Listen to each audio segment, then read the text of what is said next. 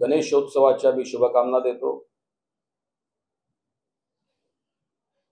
अनुसूचित जाती जनजाती आयोगाचा उपाध्यक्ष या नात्याने 16 सप्टेंबर 2024 ला आमची नेमणूक झाल्यानंतर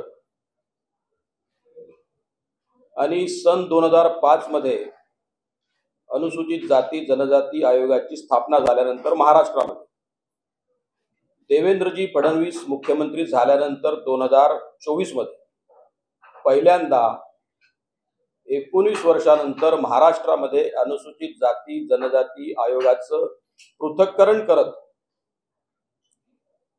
त्याला वैधानिक दर्जा देखील देण्याचं काम माननीय मुख्यमंत्री देवेंद्रजी फडणवीस यांच्या कार्यकाळात झालेलं आहे। मी आपल्या माध्यमातून त्यांना धन्यवाद देतो। सामाजिक न्यायाबद्दलची त्यांची प्रतिबद्धता,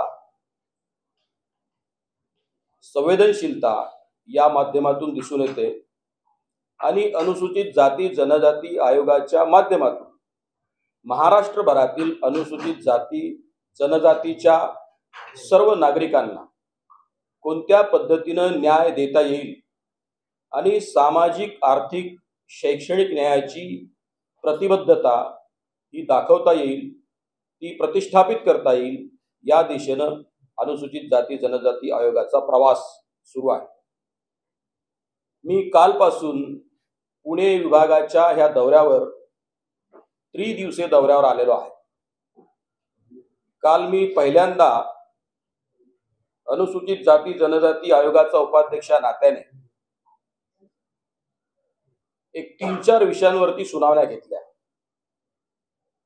खरं तर सर्वप्रथम महाराष्ट्रामध्ये बार्टी असेल, टार्टी असेल, सारथी असेल, महाज्योती असेल या सर्व संस्थांच्या माध्यमातून महाराष्ट्रभरातील अनुसूचित जाती जनजाती निवड नव्हे तर ओबीसी आणि मराठा समाजाच्या होतकरू तरुणांना नागरिकांना देखील कोणत्या पद्धतीनं नोकऱ्यांसाठी त्यांना प्रशिक्षित करता येईल, त्यांना कोणत्या पद्धतीनं प्रशिक्षण देता येईल आणि त्यांचं देखील महाराष्ट्राच्या या जडणघडणीमध्ये महाराष्ट्राच्या विकासामध्ये कोणत्या पद्धतीचं योगदान निर्माण करता येईल या पद्धतीचा प्रयत्न या संस्थांच्या माध्यमातून होत असतो। दुर्दैवानं हे होत असताना या संस्था पारदर्शी पद्धतीने आणि प्रामाणिकपणानं काम करतात का, तर अनेक वेळेला आमची जी निरीक्षण आहे त्याची उत्तरं नाही अशा पद्धतीकडे नेतात। मला एका संस्थेची,